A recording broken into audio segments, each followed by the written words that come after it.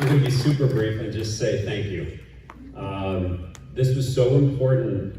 When Dave talked to me months ago and said, I want to get together with the Jewish community, I don't want it to be a political event, I want it to be a real conversation, I want to talk about the issues today. We have a combat veteran, just remarkable, brilliant man, who is running, doesn't need this, and he said, I want to do this, and I called him here, and got Dan, and here we are tonight. So the purpose of tonight is really for you to hear from these brilliant gentlemen. You're going to hear from another brilliant woman in 2 seconds. This is very personal for me. I ran in 2022. We were in that very fun primary in 2022. And politics is funny because you get to know each other and you get to respect each other. And I wouldn't be standing up here, I wouldn't be doing the things I'm doing if I didn't think that Dave McCormick is one of the finest people you'll meet anywhere. And perhaps even more impressive than Dave in her career and all the things she's done is Dena McCormick. I'll just close by saying this before I ask Dena to join me up here. They could have done anything over the Christmas holiday. They're in the middle of a campaign. They went to Israel right after the New Year. And I know from talking to Matt Gruda and from my friend Aryeh Lightstone over in Israel that it was basically nonstop tears with intermittent hugging and then more tears and then more hugging. And Dan captures this way better than I can, and the emotion and how to turn that into action. So I won't even try to imitate him, but just to say that for Dena, for you and Dave to do that meant so much to all of us. It meant so much to me, and it is a genuine privilege really to try to help you in any way we can. And with that, a warm Lower Marion Synagogue and Lower Marion welcome for Dena McCormick.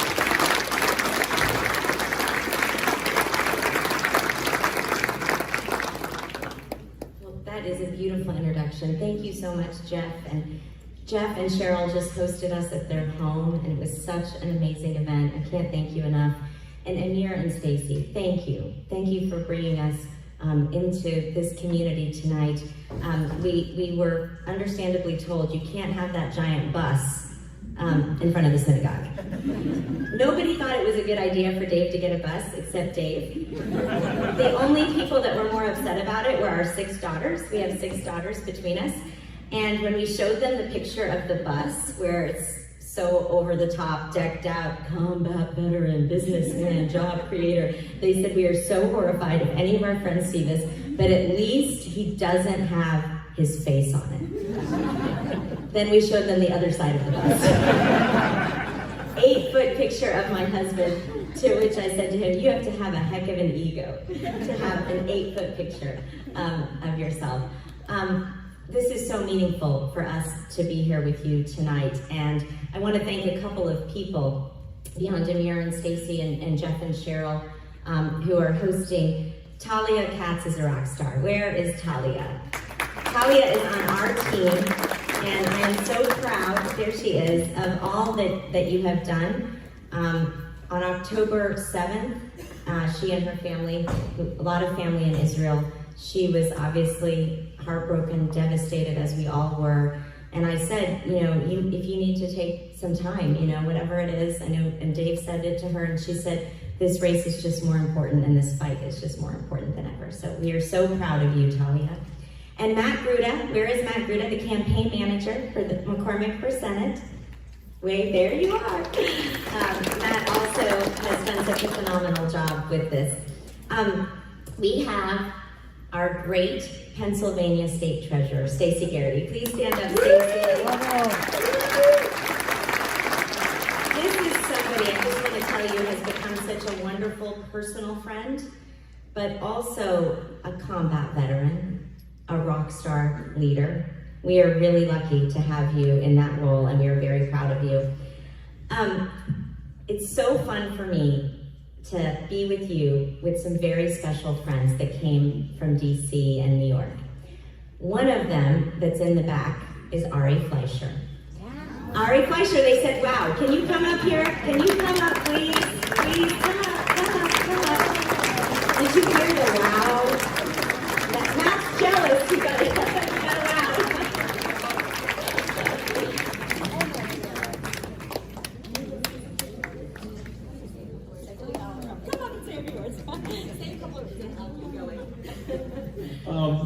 Well, what a pleasure. I'm here because Dave McCormick is here. And Dave McCormick is here for you. Dave McCormick is here because he sees a problem in our nation. And when I heard that Dave was running for the Senate, my first thought was Dave McCormick is exactly the type of person we used to have in the United States Senate. Somebody serious, somebody thoughtful, somebody sober, somebody who brings people together because he's got strength, he's got reason, he's got courage, and he treats people well. If he disagrees with you, he's always disagreed respectfully. He doesn't treat the opposite party as if they're the enemy. He treats them as if they're his friends who have bad ideas.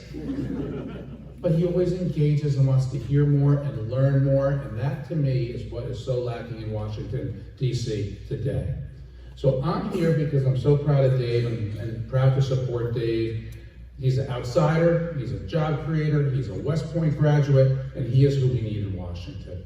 So that's why I'm here, and I'm so encouraged that you're all here. Thank you, Dave.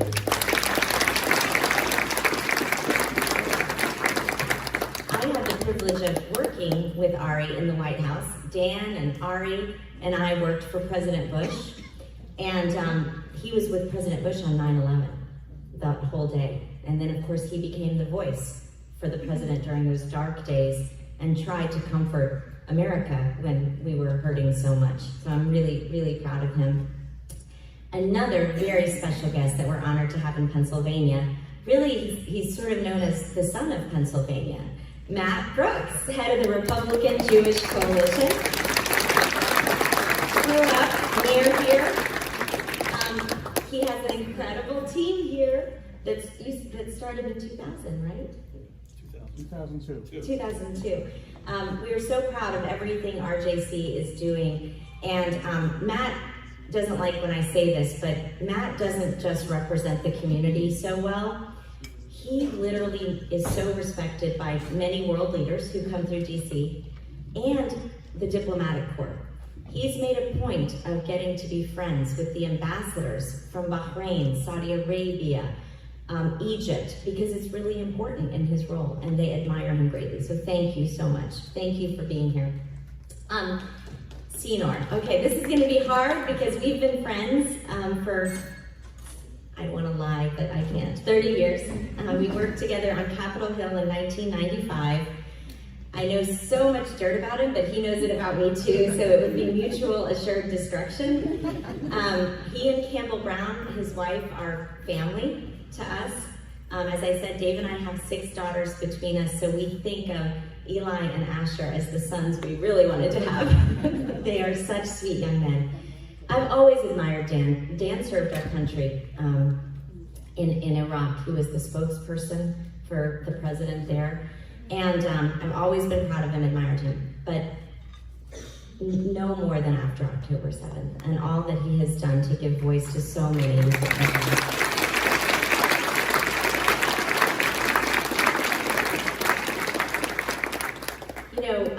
I told him recently, very emotionally, that, in the book of Esther, my favorite verse is, "For such a time as this." And I really believe that God has him for such a time as this. I should have done that because I'm going to get emotional. But, so now to my husband. Well, I'll tell you a little bit about the decision for our family, which was a hard one. It's not fun to be in politics today as a family. It's not fun on social media or when you have young children. But I feel like it's such a privilege. I mentioned that Ari and I worked on 9/11, or in the White House on 9/11, and 10 years later, I had the privilege to go back to the White House. I worked for President Trump as National Security Advisor, and I had the chance, the honor, to plan the president's first trip to Israel and Saudi Arabia and Italy, the Abrahamic countries. And I had the privilege of working on the team that really worked on the foundations of what became the Abraham Accords. I was so proud of that. I'm Coptic Christian from Egypt, and so for me, this was a really personal thing. And to have gone to Israel after October 7th, as Jeff mentioned, was much harder than I even thought it would be.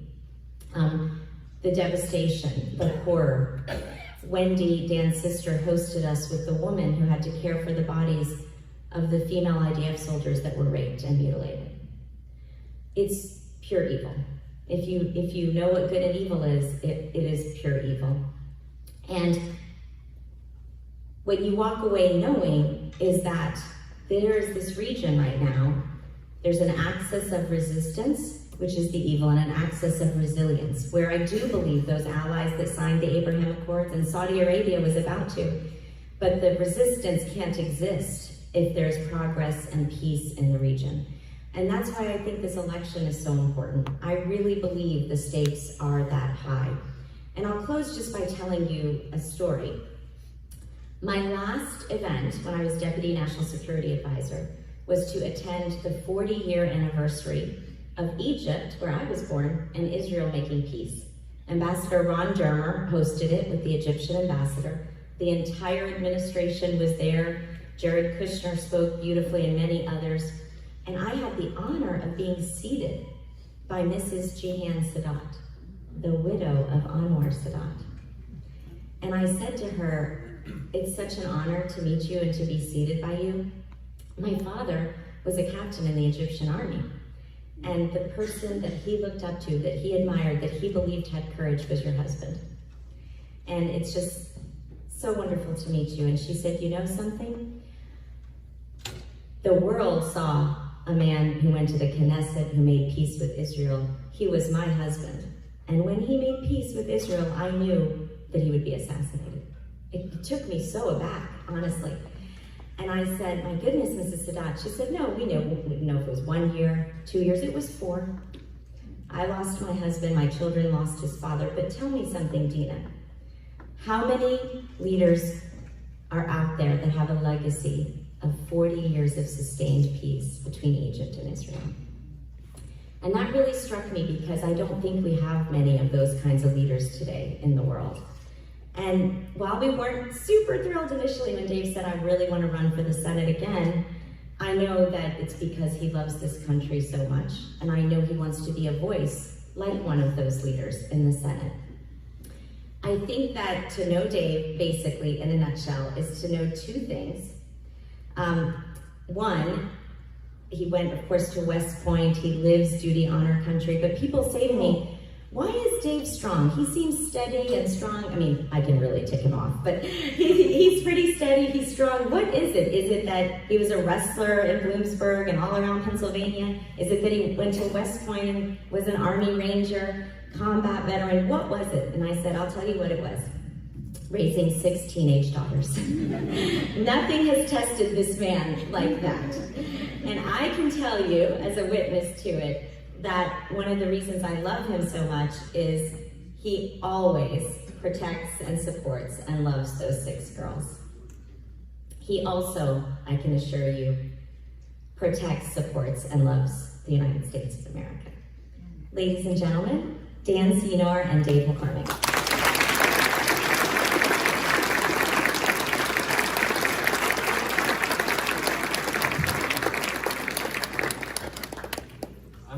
I'm going to make some brief remarks, and then Dave and I are going to have a conversation, and then we'll take some questions from you all. First of all, thank you for being here. It's great to be here, and to do this live rather than forcing you to listen to me in your earbuds in my ears. I figure this is a little more, healthy for our relationship. Dena, thank you for that introduction. I'm going to come back to Dena in a moment, but before I do, I just want to respond to something that Amir said, which is that I'm an optimist. That I'm optimistic, which is an interesting thing to say at a Jewish event. Because we Jews, not always optimistic, right? But I consider myself a Jewish optimist. Not in the way that most people think when you say I'm a Jewish optimist. Like, it's like my rabbi had this joke. He said something like, what is Jewish optimism? Jewish optimism is, you say, things could not get any worse. Yes, they can. That's Jewish optimism. But I actually am optimistic, despite the fact that we're going through this very difficult time.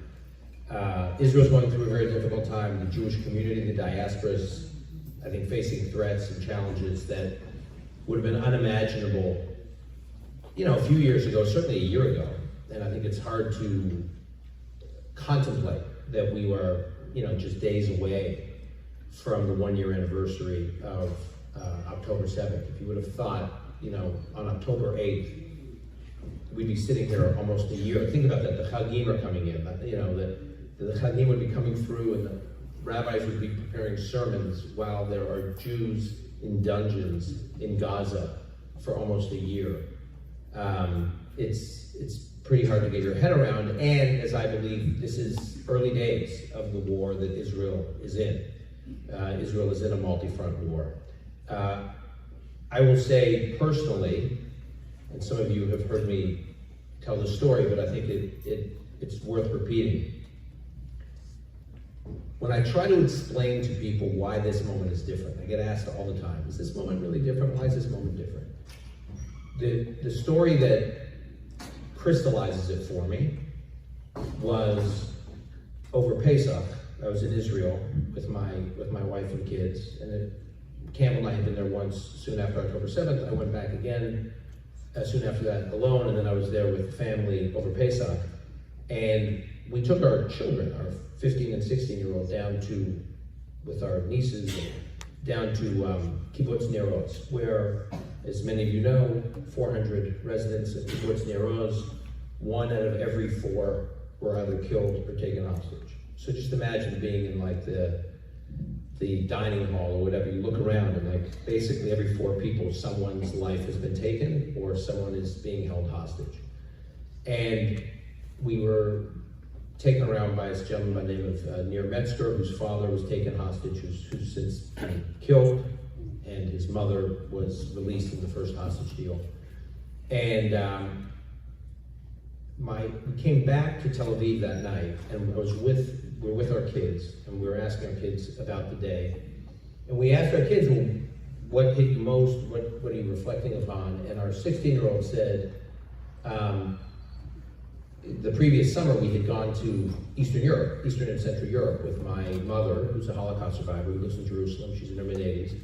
And my sister and her husband who live in Israel, and their kids and some cousins. It was a big, 3-generation family trip to my mother's hometown in Košice, Slovakia, where she was taken out of her home by the Nazis in 1944 as a little girl. And to make a very long and brutal story short, she and her mother escaped and were on the run and were hidden by righteous Gentiles. My grandfather, her father, was taken to Auschwitz and was killed there immediately in the crematoria. And we did this all with our kids. We went to my mother's hometown, we went to Auschwitz, and the way my son tried to crystallize it for us is he said, remember last summer when we went to Auschwitz? I said, yeah. And he says, I know this sounds weird what I'm about to say, but today was harder for me than going to Auschwitz with Savta. And when I asked him why, he said, as awful and horrendous as the Shoah is, for him, this 16-year-old boy who's living a charmed life in New York City, who can wear his Judaism on his sleeve, he goes to a Jewish day school, he said, I just assumed this thing that happened to our grandfather was like another time in history, another period, not to be, repackaged, replaced, and reinserted into our lives. I just thought it was something from, the world had reformed itself. People had become more enlightened. And he says, and then I watched what happened at Kibbutz Ner Oz, and it didn't happen decades before I was born. It happened a few months ago.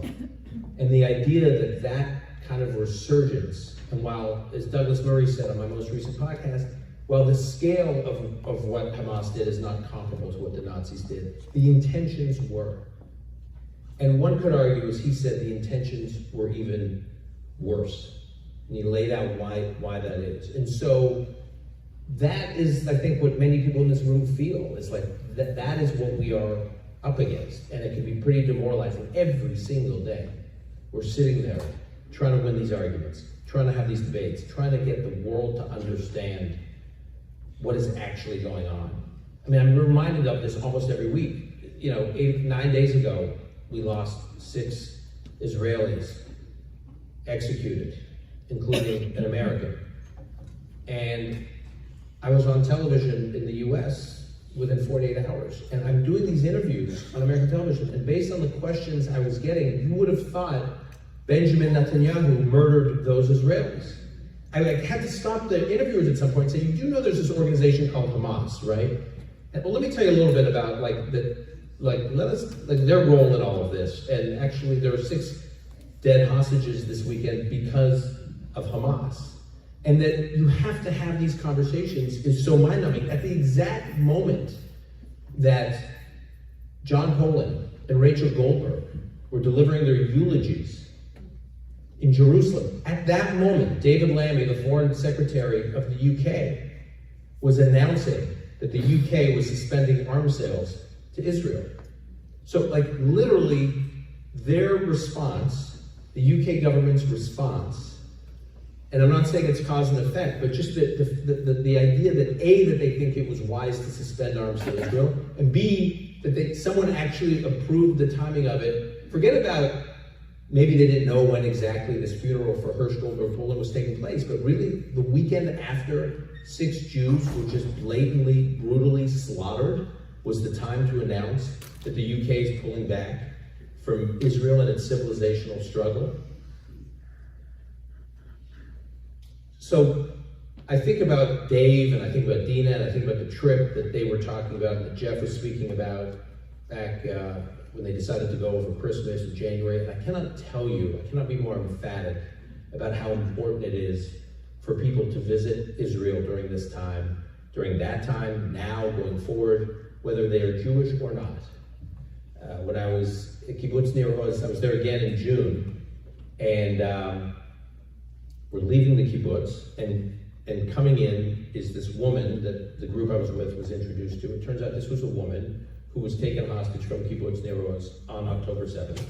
She and her twins, she had 2 little girls, I think 2 years old, and she and her 2 girls were taken hostage. Her husband is still in Gaza, and her twin girls were separated. So this woman was left with one, and they took the other one away. And so she was in a Gaza tunnel alone for 2 weeks with her daughter, wondering, having no idea where her husband is and having no idea where her other daughter was.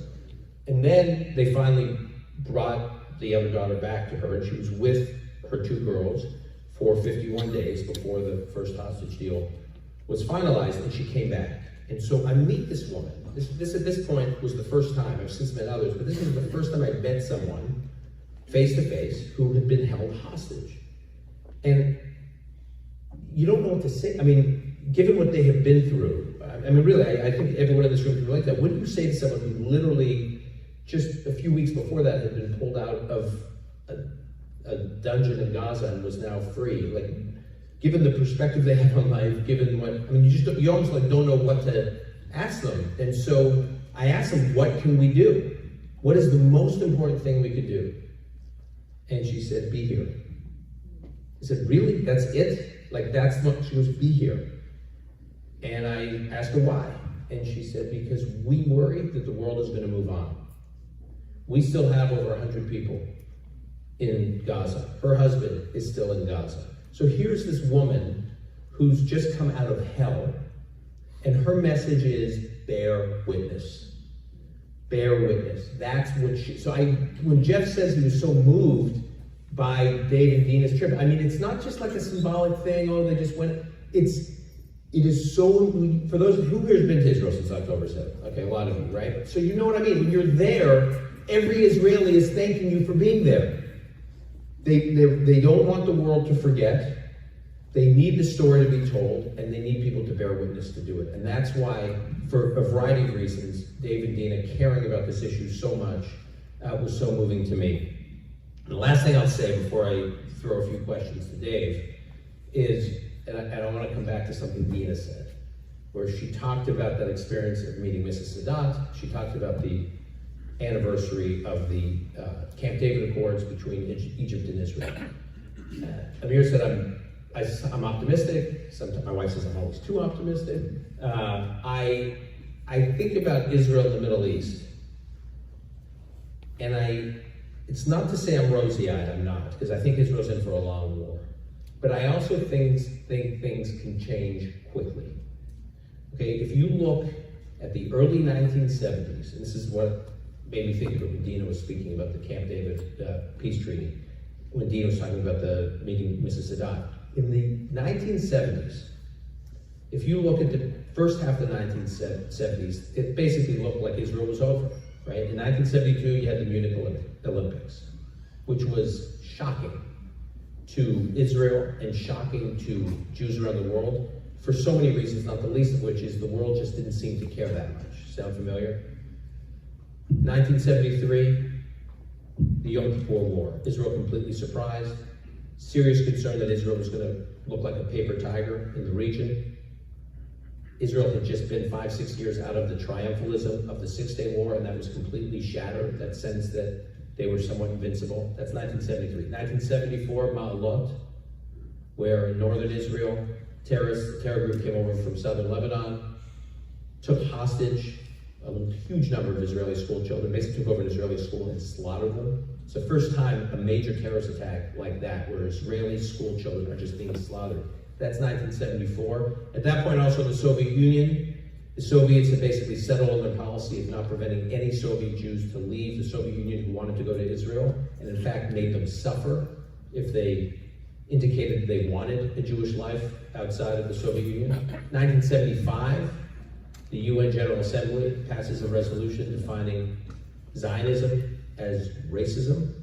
1976, in Entebbe, where historically we remember the heroic rescue of Entebbe, led by Yoni Netanyahu, but it was the first time really since the Holocaust, that sense that a plane could be taken hostage, a plane could be hijacked, and they separate the Jews. And so that was now like introduced into what does this mean for Jews when they travel around the world. So I just described to you 72, 73, 74, 75, 76. It all looked pretty bleak. And if you would have told anyone a year later, the president of Egypt, the country that was behind the 73 Yom Kippur War, the 67 Six-Day War, the 50 was involved with the 56 War, the 48 War. Egypt was the 800-pound gorilla in the region. If you would have told anyone in 1977, the president of Egypt, Anwar Sadat, would have traveled to Israel after that string of hellish years I just described, the president of the most powerful country in the Middle East would travel to Israel, travel to Jerusalem, go to the Knesset, speak before the Knesset and say, I recognize Israel's right to exist. I want normalization and peace with Israel. That's 1977, and within 2 years, the Camp David Accords are signed between Egypt and the United States, and despite their problems, and there are many, and we can talk about that, they have held. And it is the longest standing peace treaty between Israel and a major Arab state in the history of Israel. So things can turn around relatively quickly. So Amir, I just hang on to there is a pathway out of this hell, but it is largely dependent on Israel being strong. Now, I know that sounds like a cliche, but Israel is not going to have an optimistic, positive, hopeful future if its entire strategy is Israel is a charity case. Everyone should feel sorry for Israel, so we should look out for them. That sort of dependency on the good graces and the good spirits of the international community will put Israel in an incredibly weak position. If Israel is perceived to be strong, I talked about 73 in Israel, the risk was that Israel was going to look like a paper tiger. What ultimately happened at the end of the Yom Kippur War is Israel exposed Egypt and Syria to be the paper tigers. And by the end of the Yom Kippur War, Israel was staring down and surrounding basically Egypt and Syria, and could have actually taken them out entirely, but didn't. And suddenly there was a sense, wow. I mean, the war, by the way, in US military academies that are studied, is not the Six-Day War. They study the 73 war because of the incredible turnaround that Israel had. And so, if Israel is strong, if it is perceived to be strong, and if it is perceived to be the juggernaut that we know it is and can be, I think its future is bright. But that strength is largely, not singularly, but largely dependent on its alliances. the most important of which is with the United States. And the U.S.-Israel relationship is the bedrock of all of Israel's relations, the only country Israel can actually really depend on. And so when everyone says, this is the most important election in your lifetime, and elections really do have consequences. And who we have in office at every level of government matters a lot when these decisions are being made in terms of how to bolster, or what I fear with some political figures in American life today, how to potentially weaken the U.S.-Israel relationship. Because if the U.S.-Israel relationship is weakened, Israel is weakened. And then I'm actually not so hopeful.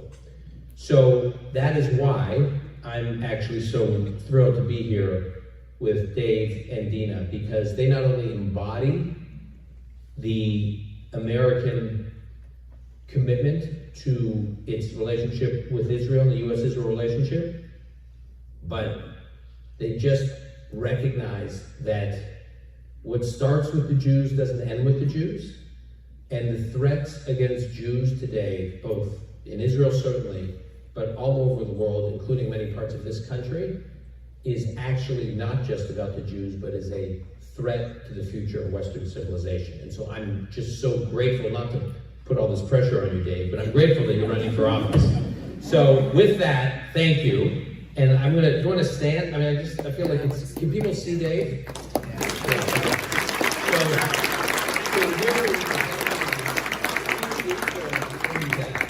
Which do we use?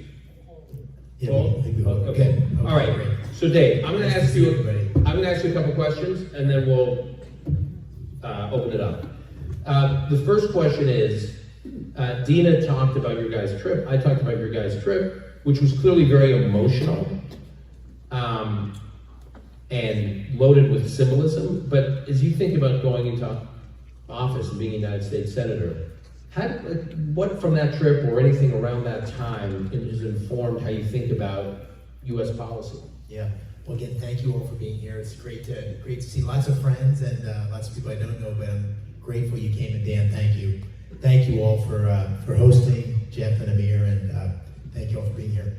You know, we went to Israel in January because we obviously it was at the front of everybody's mind what was going on, how the U.S. should respond. So I was talking about it. We wanted to see firsthand how America could help and should respond. But more than that, we wanted to show moral support for our friends in Israel, for our friends in the United States, for Israel in general, at an existential moment. And you know, the big takeaway is that this was a test. And you don't get to pick when your test is going to come in your life. You get tested all the time. People get sick, people get challenges, and you can only prepare so much for the test. And this was a test for America. It's an existential test for Israel. It's a test for many leaders. And the big takeaway from our visit was, in many ways, many people were failing the test. And what we saw firsthand, we went to Kfar Aza, we walked through that community, 800 residents, 100 butchered that day on October 7th, and families burned, parents killed in front of their children. We watched the 47-minute film that many of you may have seen of just the atrocities taken off the webcams that the terrorists wore, and some from the IDF. So you see it, you see firsthand how horrific it is. We talked to a young woman who had been at the music festival, who had run into the bomb shelter when the shooting started with her friends, and the terrorists came in with machine guns and shot everybody, and she was shot in her knee and fell down, and her friends fell on top of her. And as a consequence, she survived. The terrorists thought she was dead. We met with hostage families. We met with Rachel and John to talk about Hirsch, which was tragic. We almost can't get through watching the ceremony and heard Rachel's remarks. We went and spent time with the IDF and the drone targeting that they were doing to try to kill the terrorists. You can't come away from that without thinking that America needs to stand with Israel in eradicating Hamas. Pure evil. Pure evil. You can't live 600 meters away from somebody who wants to slit your throat in the middle of the night. And so we need to support that eradication of Hamas. But more than that, it's not just Hamas, and it's not just focused on Israel. It's Hezbollah, it's Islamic Jihad, Iran's the original sin that's funding terrorism throughout the region. And it's not just a fight against Israel, as Dan said, it's a fight against the West. So I came back from that, I think we came back with a clear conviction of the need to stand with Israel in what is perhaps the most existential threat since Israel's creation. But then you come home and you see there's another threat that may be even more insidious. You know, I'm not Jewish. I certainly knew that we have anti-Semitism that lurks beneath the surface, but I would have never imagined that we would see on our nation's campuses, Penn, University of Pittsburgh. I had a young man that is on my campaign team that had a McCormick shirt, an Israel flag, and an American flag. He got assaulted. Walking past the encampment at Penn, the go back to Poland, from the river to the sea, the horrific things being said, the intimidation of Jewish students, the violence threatened and in some cases brought upon. And you say, my God, how could that happen? How could on our nation's campuses, these kids, the greatest campuses, not know the difference between right and wrong or good and evil? How's that possible? And then you see those college presidents testifying before Congress, twisting themselves into pretzels to not say what's right or wrong, to not say what's good or evil. You see, that's not happening. It's a lack of leadership. It's a lack of moral clarity. So this is a test. It's a test of what it really means to be an ally of Israel. It's a test of what it really means to stand against anti-Semitism. It's a test of how strong political leaders will be in speaking out against those who don't have moral clarity, or those who don't lead, or those who do support directly or indirectly anti-Semitism. So I came back, I think, or we came back with an appreciation of this moment being a test. Dan used a metaphor earlier today. When you're in the dark and in the military, you'll shoot up a flare, and you see where people are standing and where people are with you and when they're not with you. And I think this is a moment where a lot of us were surprised that a lot of people weren't standing, but it reinforces the need to have leaders in the United States who stand strong, stand with moral conviction. And I think we came back from Israel with even more conviction on the need to do that, whether I'm elected senator or not, just as citizens, but hopefully as a senator. Dave, we've talked a lot about obviously dealing with Hamas, which you just did, but Israel really can't deal with the threat it's facing without dealing with Iran. Can you talk a little about that? Yeah, I mean, I won't get particularly political here, but the original sin is the 2015 deal with Iran. That's the original sin, because it put $100 billion in the hands of Iran, which Iran has used to promote terrorist proxies throughout the Middle East, Hezbollah, Islamic Jihad, Hamas, and so forth. And so that is where the financial wherewithal is coming from. And that was a mistake. And it's going to be difficult to unwind that mistake in its totality, but the starting point would be strangling the economic capabilities of Iran. To this day, under the current administration, with the support of Senator Casey and others, Iran exports $60 billion of oil to China. So it's getting $60 billion of proceeds into Iran, which Iran can then continue to use for efforts that would run counter, be aligned, directed against Israel, and for supporting terrorism around the Middle East. So you've got to deal with Iran. You got to deal with the nuclear threat of Iran, which we can come back to, but you got to deal with the economic capability of Iran to underwrite what happened in Gaza. And there's lots of sources to that income, probably some U.S. money. We've now learned through the UN has found its way into the military capabilities of Hamas. But I just want to highlight what an unbelievably difficult mission the IDF has in Gaza.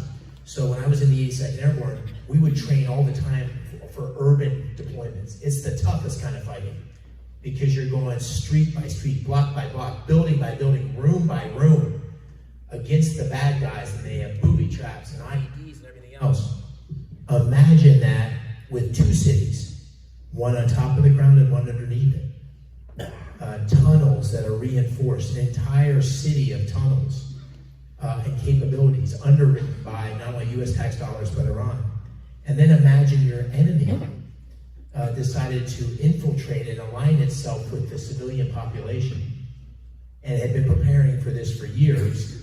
And that's the enemy you have to root out, block by block, building by building, room by room, above the ground and below the ground. That is a heck of a tough mission. And the starting point is getting rid of the economic source that's been feeding that, not just in Gaza, but in Lebanon and throughout the Middle East. Dave, before we open up to the audience, you are a strong proponent of a robust U.S. defense budget. And of course, Israel, the United States having a strong leadership role in the world and a muscular role in the world and the resources to back it up are important for all of America's allies, especially its most important ally in the Middle East, which is Israel. Can you just talk a little bit about how you think about? Yeah, I mean, I'm terribly worried. I'm terribly worried about what lies ahead. I think right now our adversaries around the world think America's weak and are testing us. We're being tested as we speak. We're being tested by Putin's invasion of Ukraine. We're being tested by the aggressiveness of Iran, most notably supporting Hamas into Gaza, but throughout the Middle East, the attacks on U.S. forces in Iraq, U.S. capabilities. We're being tested. We're being tested by China, rattling its saber, threatening many of its regional capabilities. We're being tested because the bully in the playground thinks we're weak. And we all learned when we were kids, if the bully in the playground thinks you're weak, he is going to push. And that's the moment we're in. And I think it's two problems. One is, I think it's the leadership of President Biden. One of the reasons I got into the Senate race last time was because of the debacle in Afghanistan. I think that sent a very dangerous signal to the world, and it was followed up by a number of missteps, in my opinion, which showed weakness. When you show weakness, you lose deterrence. The bad guys aren't as afraid.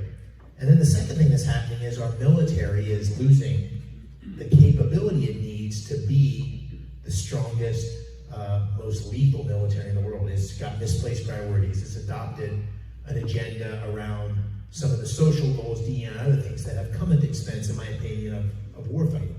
And the military needs to have strong warfighting capability and strong conviction to use it against our adversaries or in pursuit of supporting our allies. And it's that strength that's most likely to maintain the peace. That's the contradiction here. It's only by being so tough, so capable, that we'll hopefully be able to keep our adversaries at bay. And I think we've lost that. We've lost both the belief that America will respond in competent ways to support its allies, and we've lost some of the core capability we need. It's all recoverable. We can course correct with the right leadership in place, but right now we're at a moment where if you gave the probabilities of us coming under attack in some form, directly or indirectly, over the next 3 or 4 years, I think you'd have to say it looks like a pretty risky environment, because this is the moment that we're being tested. And no alliance is more important than Israel. And Israel knowing, and Israel's adversaries knowing, that we got their back. And I think that's being called into question, certainly by the adversaries. And I think that ultimately is going to lead to more violence if we don't get the right leadership in place. All right, let's open it up. I don't know how we. I'm being filled on here. You are? Okay. We'll go here first. Hi, Dave. Thank you very much for coming. I just wanted to ask you, the U.S. Navy, which we all loathe and hate because we were Army, was established originally for freedom of the seas and navigation. Iran is using its proxies in Yemen to close the Suez Canal. I know the Navy has the ability to do something about that. Will that change? Can it change? What will it take for our country to actually ensure that people know where they need to go and trade with the people they need to trade? Thank you. Yeah, it's a key part of maintaining global security is to make sure that all the sea is maintained and that the passageways for merchant ships and Navy ships are maintained. And again, it's evidence of further weakening. The enemy, the adversary, whether it's China, around the Philippines in terms of the islands, or whether it's in the Red Sea or the Suez, the enemy will continue to encroach on us, on our allies, until they know that there's a cost of doing that. And because we've lost deterrence, we're being tested. So, number one, you have to have a strong and capable Navy. We've got some real challenges there in terms of our shipbuilding capacity. Two, you have to have leadership that's demonstrated the willingness to use it thoughtfully, strategically, to reestablish deterrence. And until we get both of those things, we're going to see, this is one of many encroachments you're going to see around the world. The third thing I'd say, which Dan sort of leads me to with his previous question, is you have to reinvent how the military is going to fight the next war. So even our Navy has to be thinking out around the way war will be conducted. We've got a bad history in America fighting the last war. We have a failure of imagination to imagine what's coming. And when you have a $14 billion carrier, as an example, that's what a new aircraft carrier costs, and you can buy 1,000 drones for $1 million apiece. So a swarm of drones can take down, which is $1 billion, can take down a $14 billion carrier. You got a problem. So you have to imagine how you're going to project naval power, maintaining the fact, or recognizing the fact that there's a new way of conducting warfare. I'm afraid we're not doing that right now. Around. Keep the hands up. Okay. Thank you. One question for each of you. Is this, Dan, back in June, you interviewed a woman who was a historian who had collaborated on something on what to do with Gaza after Hamas is eradicated. And you said that it hadn't been reviewed, it hadn't been considered by the government in Israel. Has there been any consideration over the past 2 months? Has there been any reaction to that document? And for our next senator, what to do about recruitment, which is dismally falling in the military?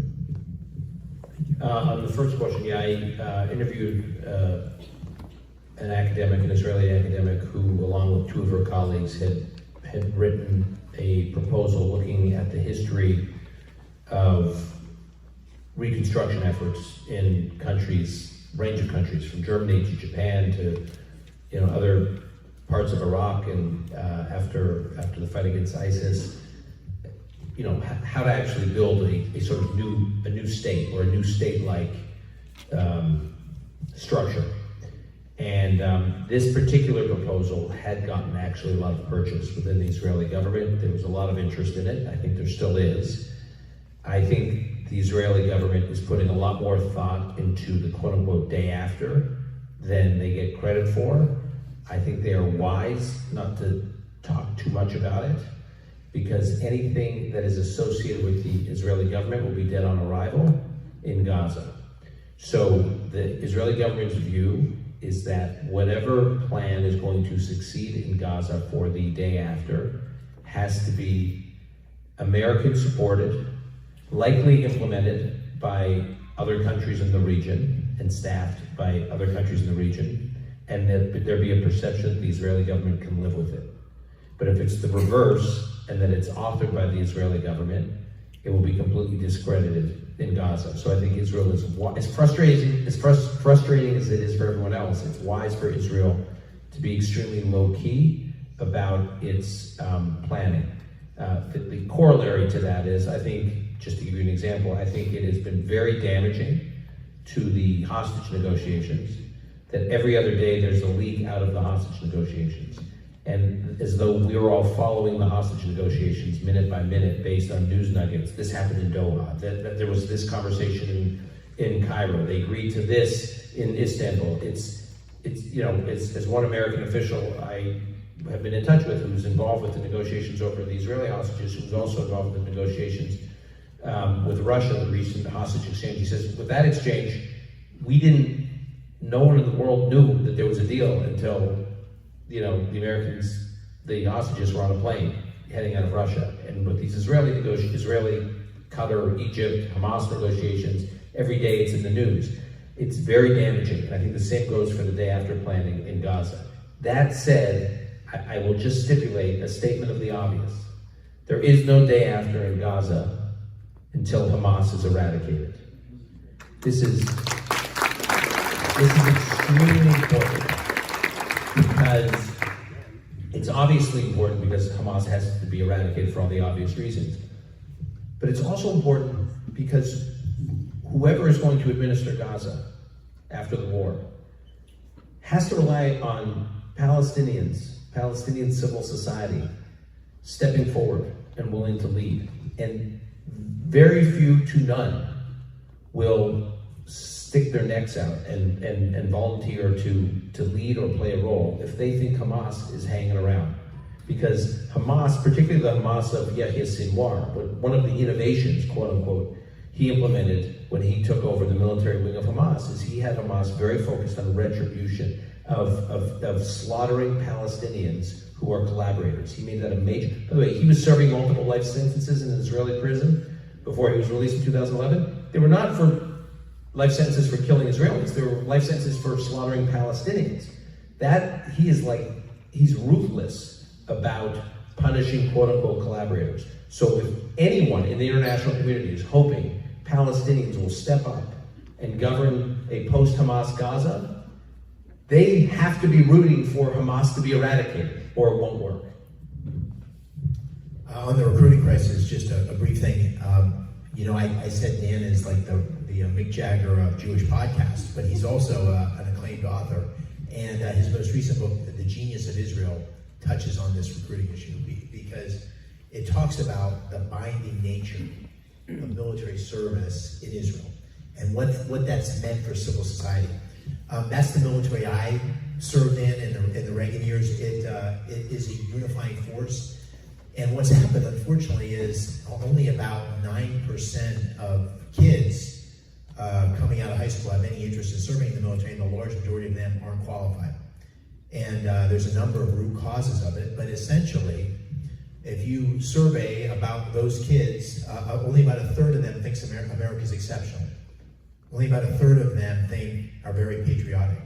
And so if you don't believe America's exceptional, if you don't believe deeply in America, then it's hard to get people to say, I want to sign up to defend America. There's other issues too, drug use and obesity and so forth. But the primary issue is that people don't believe serving their country and serving the greatest country in the history of the world is true. And so I think we got to do some rewiring. I think it starts with our schools. I think it starts with our presentation of history. I think it starts with an honest reckoning of America's role in the world, with all its dark chapters, a country that, compared to any other, has brought more peace, stability, people out of poverty, individual freedom. And I think that's the root cause. There's a lot we need to do about it on the margin. Every service missed their recruiting targets, with the exception of the Marine Corps. And unfortunately, that's at a time where we're moving into dark waters, bumpy waters. So I think it's a source of great concern. Thank you for being here tonight. Everybody wants a strong military.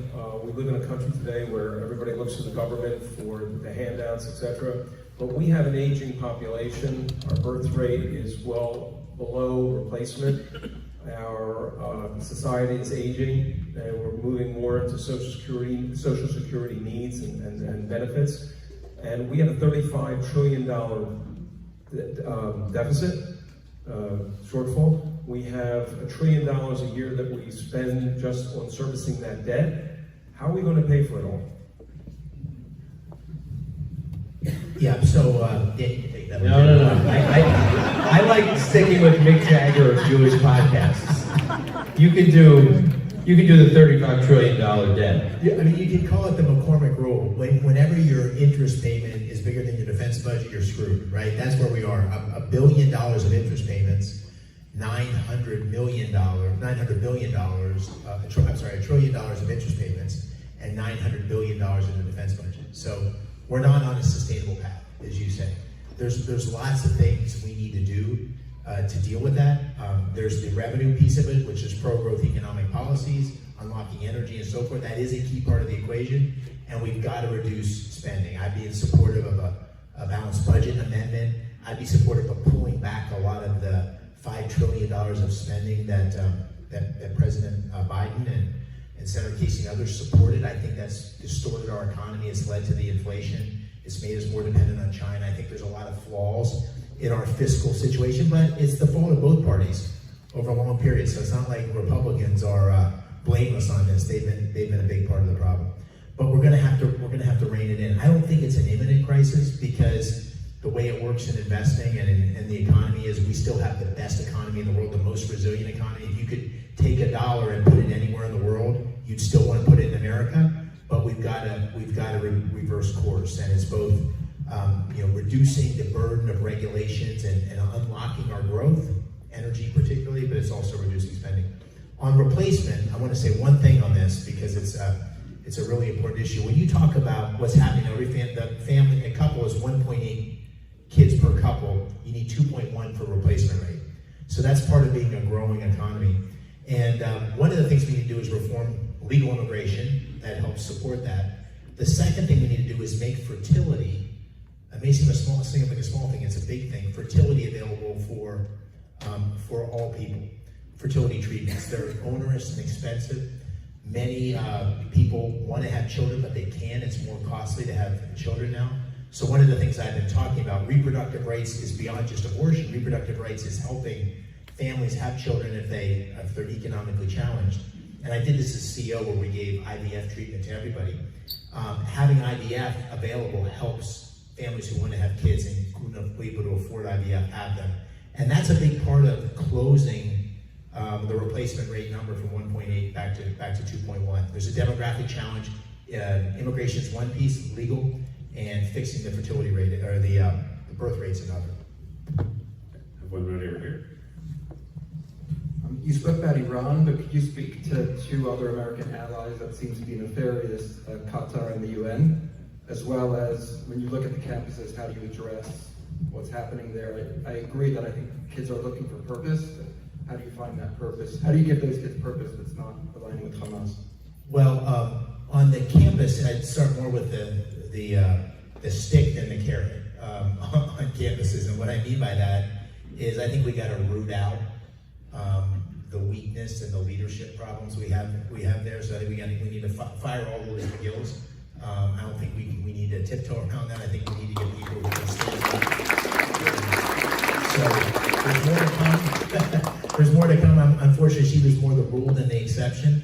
I think these universities, particularly the Ivy Leagues, have these huge tax exemptions for their endowments. These endowments are tens of billions of dollars. So until they meet a standard of rooting out anti-Semitism and enforcing the actual regulations and rules they already have on their campuses, then I don't think they should be eligible for the tax exemption. So I think we should hammer them that. I think they give hundreds of billions of dollars of R&D, federal grants to these big research universities. There's lots of state money that goes to them too. All of those things should be contingent on meeting a standard, a code of eliminating and enforcing the rules, eliminating anti-Semitism. So I think there's a lot we can do on our universities to root it out, and asking where the money's coming from. Gutter is a good example. That money needs to be transparent wherever it is, and there's any place that is directly or indirectly supporting anti-Semitic, anti-Israel behavior activity, no money. And on the world stage, Dan said earlier, I think that we had a huge breakthrough on the Abraham Accords. Countries like Saudi Arabia that we would have never imagined could be constructive were very constructive. So we need to sort of recognize that there's an evolution happening, but to the extent that they're financing terrorist activity and anti-Semitic activity, we need to treat them as in that particular instance as the adversaries they are. So that's how I handle it. So I'm being told by your team, Dave, we have time for one more because people want to get up and say hi to you and Dan in person and want to, I'm sure, take pictures. And so we have one more, and then they're not going until Laura Marion makes us move the bus. All right, we're here. I have a question. You said at any point with Iran in 2015 agreements, the nuclear agreement, don't you think that perhaps it was a big turning point for Iran, for the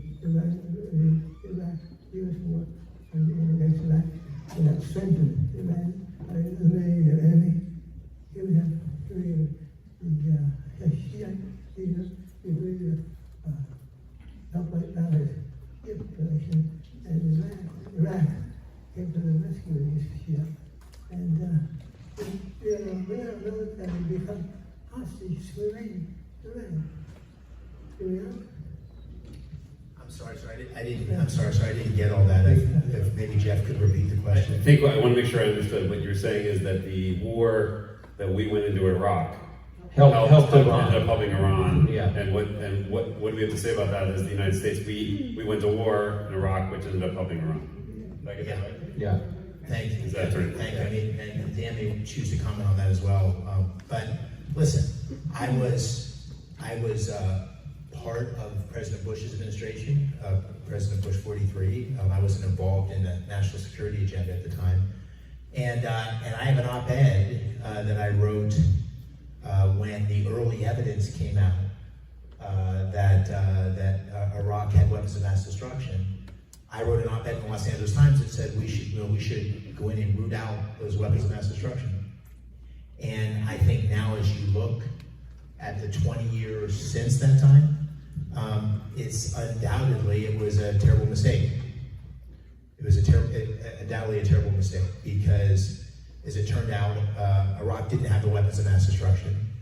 As it turned out, it was a war that was devastating to sort of destroying the hope of a peaceful rise of Iraq again. As you said in your question, it eliminated a counterbalance to Iran, and in many ways, Iran, with the rise of the Shia, Iraq is a proxy in many ways of Iran. So I think if we look back and are forthright about it in our assessment, it was a mistake. And there's probably lots of history books that will be written of how those decisions were made that led to that mistake. And I don't have any reason to doubt that they weren't made in good conscience in belief of what was best for America at the time. But that's how I think it falls down now. And now we have a single point of funding and power and military capability in Iran that we don't have an adequate check against, which is part of the problem. So I hope that answers your question, sir. I would just add that people can have legitimate debates about the Iraq War, but I think we should be under no illusions that there is one reason why Iran today is on a path to building a nuclear weapons capability, and don't take it from me, take it from the Director of National Intelligence, who recently, weeks ago, said that for the first time in a long time, they have no evidence, the DNI, that Iran has frozen its program. This was a very alarming report that was presented to Congress a few weeks ago, A. B, Iran is backing proxies throughout the region, which we all know about, and they have hegemonic ambitions for the region. And C, had the US government not made the strategic, full of flaws obviously, as I believe, but the strategic decision to try to integrate Iran into the international community of nations, it would not be on the glide path on all those other fronts I just described that it is on today. The US government under the Obama administration made the decision to try to reach an accommodation with a country that had ambitions to build a nuclear weapons capability and had ambitions through proxies to basically be the most powerful country in the Middle East. There's hegemonic ambitions. And we've now had two administrations, the Obama administration, the Biden administration, that have basically been committed to that worldview, that the way to deal with Iran is to integrate Iran, is to effectively hug Iran. And I think we have watched firsthand the consequences of an Iran that is left unchecked. And obviously Israel has experienced it, the Saudis have experienced it, the Emiratis have experienced it, the Jordanians are experiencing it. I mean, we can go on and on and on. And so until there is a change in worldview about how to deal with Iran from the US, forget about other countries, from the US government, because we are the most powerful country in the world. Until there's a change in outlook and worldview, Iran, the threat of Iran is just going to grow and grow and grow. And I guess that's where I would end it, which is it therefore matters who's in our government, who's in our who's staffing and serving in our executive branch, and who is in the Congress, who's in the House and Senate that's holding the executive branch accountable. And so I just want to end on that note. I'm honored to be here with Dave. You know where I stand. Thank you all for being here.